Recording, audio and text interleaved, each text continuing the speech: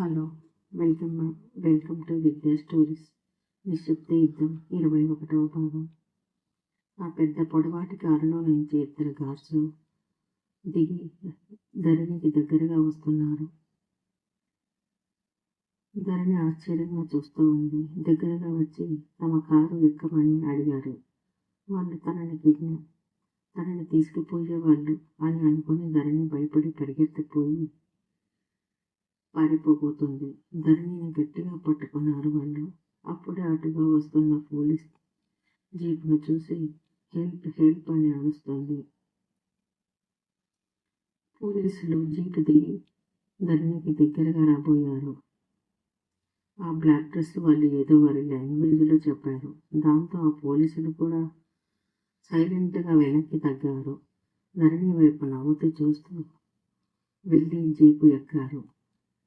20వ భాగంలో ఇంతవరకు విన్నాం. ఇప్పుడు ప్రస్తుతం కథలోకి వెళ్దామండి. ఈ పోలీసులు ఇలాంటి వారి దగ్గర లంచాలు తీసుకున్నారు కాబోలు, అందుకే వెనక్కి తగ్గారు అనుకున్న ధరణి వాళ్ళు ఇలా పెద్ద కిడ్నాపర్స్, ఇలాంటి వారి దగ్గర తను చాలా లౌక్యాన్ని ప్రదర్శించి తప్పించుకోవాలి అనుకుంది. మీరెంత పెద్ద కారులో వచ్చారంటే చాలా పెద్ద స్కామే వేశారనిపిస్తుంది. నన్ను తీసుకెళ్ళి మా వాళ్ళకి ఫోన్ చేసి బ్లాక్మెయిల్ చేస్తారేమో. నేను అంత రిచ్ కాదు. చదువుకోవటానికి కూడా డబ్బులు లేక క్యాంపస్ రెస్టారెంట్లో వర్క్ చేసి ఆ డబ్బులతో చదువుకున్నాను. ఎంత పూర్ ఫ్యామిలీ అనుకున్నారో మాది అంది కళ్ళు ఒకలా తిప్పుతూ. ఇదంతా మాకు అనవసరం. మా బాస్ మిమ్మల్ని తీసుకురమ్మన్నారు, అందుకే మాతో రండి అన్నారు సీరియస్గా. నేను చెప్పేది మీకోసమే, అనవసరంగా ఏం చెప్పట్లేదు. నా పరిస్థితి వివరిస్తున్నాను అని అంది. ముందు కార్లో కూర్చో, మా బాస్ మీతో మాట్లాడతారు అన్నారు. వీళ్ళే కాదు, వీళ్ళ బాస్ కూడా ఉన్నాడంటే తప్పకుండా ఇదేదో చాలా పెద్ద గ్యాంగే ఉన్నట్లుంది. ఇక్కడకు తీసుకెళ్తున్నారు నన్ను. ఆ విషయం నాకు చెప్పి వాళ్ళ బాస్తో మాట్లాడిస్తున్నారేమో అనుకున్నా. ధరణి ఎవరిని కలవాల్సిన అవసరం నాకు లేదు. మీరేం చెప్పినా నేను వినను అంది. ఇలా కాదని ఇద్దరు గార్డ్స్ ఒకరి మొహాలు ఒకరు చూసుకుని ధరణిని చెరో వైపు రెక్కపట్టి కారులో బ్యాక్ సీట్లో కూర్చోబెట్టారు. ఇదిగో ముందే చెప్తున్నాను, నేను ఎక్కడ ఉంటే అక్కడ మీకు కష్టాలు తప్పవు. నా దారిన నన్ను వదిలేయండి అని అంది. వాళ్ళిద్దరూ నవ్వుకున్నారు. అన్ని చోట్ల ఎదురుదాడి కంటే ఇలాంటి అమాయకత్వమే మనల్ని కొన్నిసార్లు కాపాడగలదు.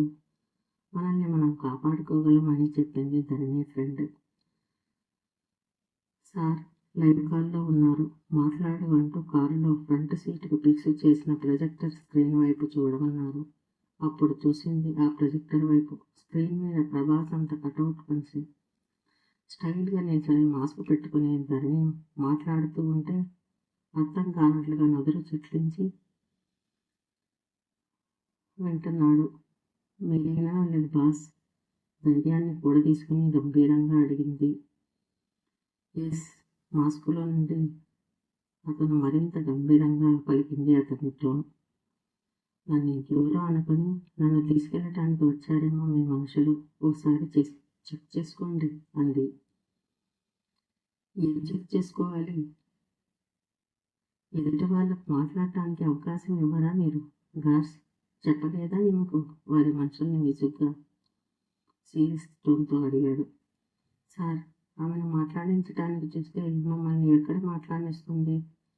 అందుకే కారులో కూర్చోబెట్టి చెప్పుదామంటే చెప్పేలా కానీ ఏదేదో మాట్లాడేస్తుంది అన్నారు. సరే, నా టైం వేస్ట్ అవుతుందండి, మా గార్డ్స్తో వచ్చేయండి. ఇంతకీ మీ పేరేంటి అడిగాడు. నా పేరు మీకెందుకు? అసలు నాతో పని ఏంటి? నేను ఎందుకు రావాలి మీ గార్డ్స్తో? నన్ను ఎందుకు కిడ్నాప్ చేస్తున్నారు అడుగుతుంది. Kidnapping? What you mean? Kidnap ఏంటి? గార్డ్స్ ఏం మాట్లాడుతుంది? ఆశ్చర్యపోయాడు. చిరాగ్గా ఉంది అతడి గొంతు. కిడ్నాపింగ్ ఏంటి, నువ్వేమంటున్నావు? గార్డ్స్ కూడా ధరణిని అడిగారు.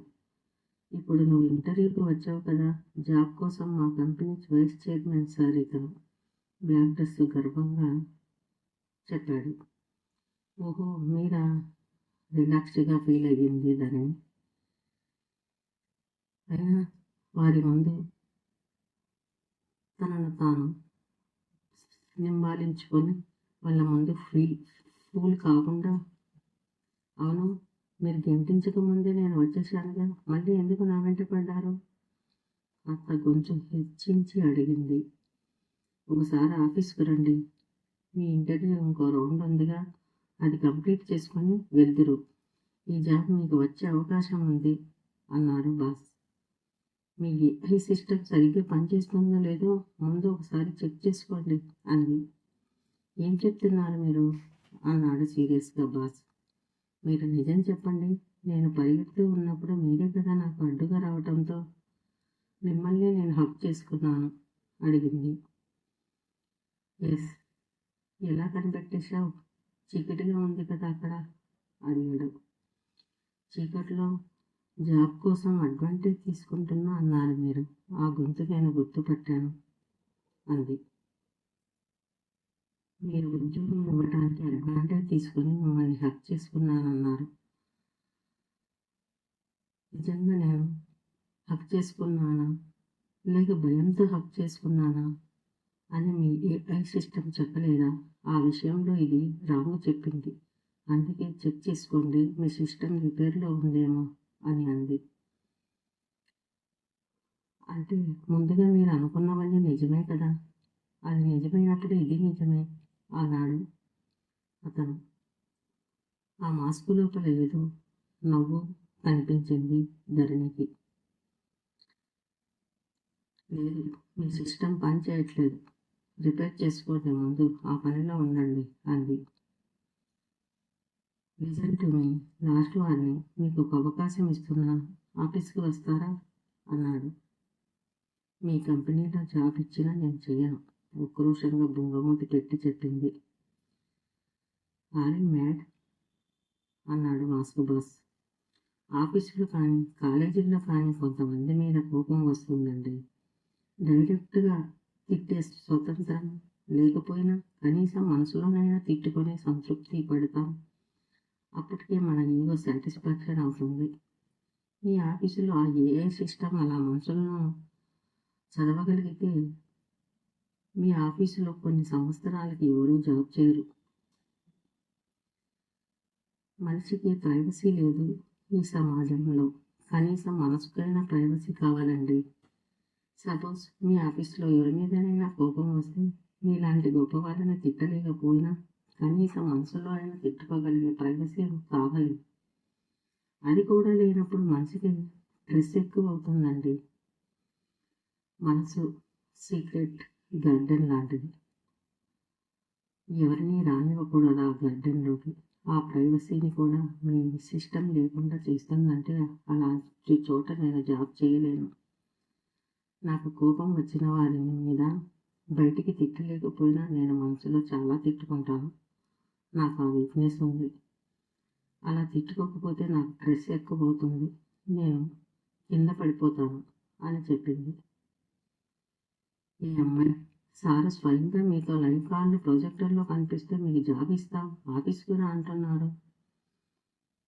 ఎగిరి గంతు వేయవలసింది పోయి ఏదేదో మాట్లాడుతున్నాం, ఇదే ఆఫర్ ఇంకొకరికి ఇచ్చి ఉంటే ఎంత హ్యాపీగా ఫీల్ అయ్యేవాళ్ళు అని అన్నాడు. మరొకతను కలగ చేసుకుని బాస్ను కలవాలంటే వచ్చేవాళ్ళు ఇంచుమించు బాస్ హోదాకు సమానమైన స్థాయిలో ఎంప్లాయీస్ మాత్రమే చూడగలరు. ఆఫీసులో మామూలుగా వర్క్ చేసే ఎంప్లాయీస్ కూడా ఇంతవరకు మా బాస్ని ప్రొజెక్టర్లో కూడా చూసి ఉండరు. ఆ అదృష్టం మీకు ఇచ్చారు, ఏం చూసుకుని మీకు ఇంత ప్రౌడ్? పెద్ద పర్సనాలిటీ కూడా లేరు, టాలెంట్ పర్సన్ కాదు, రిచ్ ఫ్యామిలీ కాదు, ఏం చూసుకుని అంత పొగరుగా మాట్లాడుతున్నారు మా బాస్తో కోపంగా అన్నాడు అతను. ఏ గాడ్స్, ఏంటి ఆ మాటలు? అతను చాలా కోపంగా చూశాడు బాస్ గార్డ్స్ వైపు. Mind your language. Sorry sir. చూడండి, ఈ అమ్మాయి మిమ్మల్ని నిర్లక్ష్యం చేస్తూ మాట్లాడుతుంటే కోపం వస్తుంది. మేమే భయపడతాం మీ ముందు. ఈ అమ్మాయి అంటే భయపడకుండా ఇలా మాట్లాడుతుంది అన్నారు. స్థాయి గురించి మాట్లాడటం ఎందుకులేండి. నా స్థాయికి తగ్గ జాబ్ నేను చూసుకుంటాను. ఇక నన్ను పంపించేయండి అని అంటున్నప్పుడు క్యాబ్ డ్రైవర్ మెసేజ్ చేశాడు. నేను వెళ్తున్నాను అని చెప్పింది. గార్డ్స్ వైపు బాసా ఆమెను వదలమన్నట్లుగా కనుసైగ చేశాడు. అతడి ఆజ్ఞను అనుసరించినట్టుగా వెంటనే కార్ డోర్ తీశారు.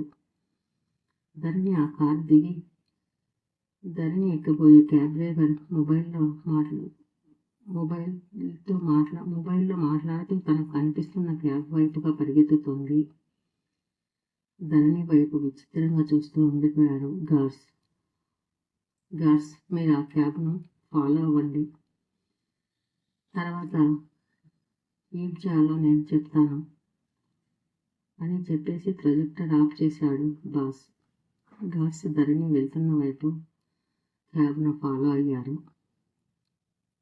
ఇక్కడ హైదరాబాద్లో ఏసీపీ ఆఫీసులో తన కాఫీని స్టడీ చేస్తున్న భైరవరెడ్డికి ఎంపీ రాజశేఖర్ నుండి కాల్ రావడంతో లిఫ్ట్ చేశాడు.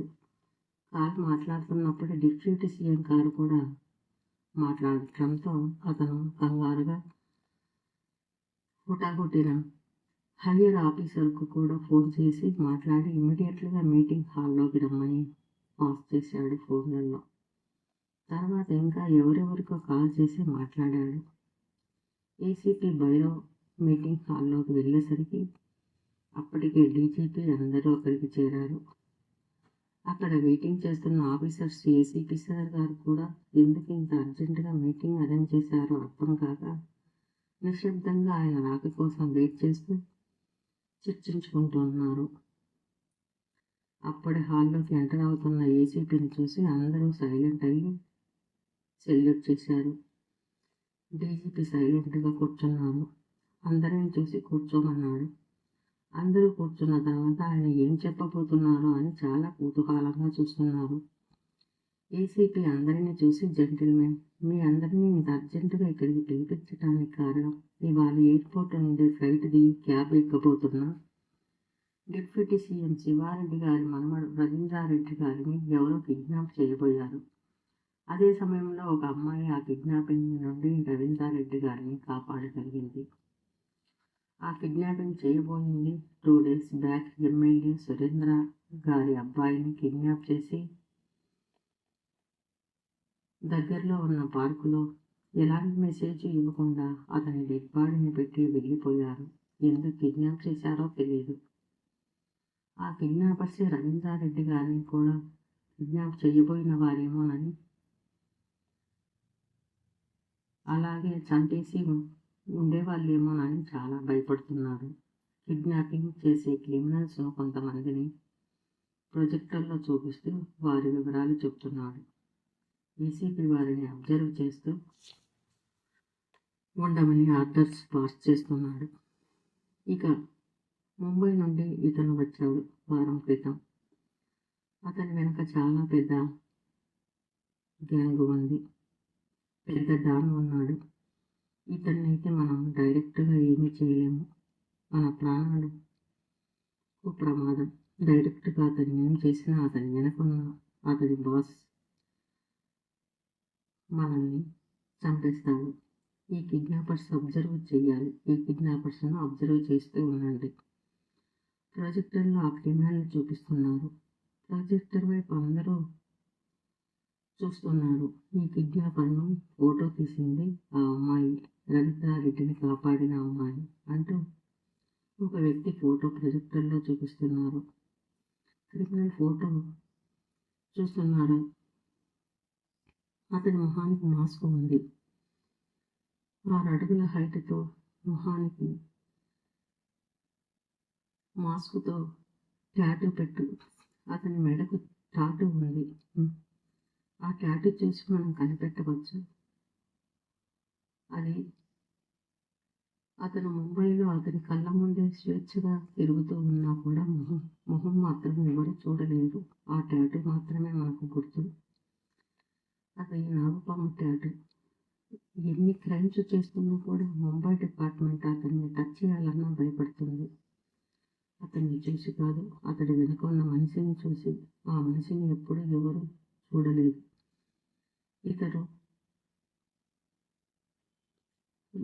చీకటిలో ఇతడి బాస్ హైదరాబాద్ను కూడా చీకటిలోకి నెట్టివేయగలడని టాక్ ఉంది. ఇక్కడ మీ అందరికీ మాత్రం అతను ఎవరో ఎలా ఉంటాడో తెలియకపోయినా అతను క్రైమ్ ఎక్కడ చేయబోతాడో ఆ ఏరియా పోలీస్ వాళ్ళందరి హిస్టరీ అతని దగ్గర ఉంటుంది. అతడి కేసును ఛాలెంజ్గా తీసుకున్న వాళ్ళు ఇప్పటి వరకు ఏమయ్యారో కూడా ముంబై డిపార్ట్మెంట్ ఇంకా తెలుసుకోలేకపోయారు.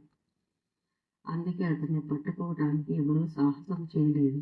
ఇప్పుడు రవీంద్ర గారిని కాపాడిన ఈ అమ్మాయి ఫోటో తన మొబైల్లో తీసింది. ఆ అమ్మాయి దగ్గరికి వెళ్ళి మనం ప్రొటెక్షన్ ఇవ్వాలి.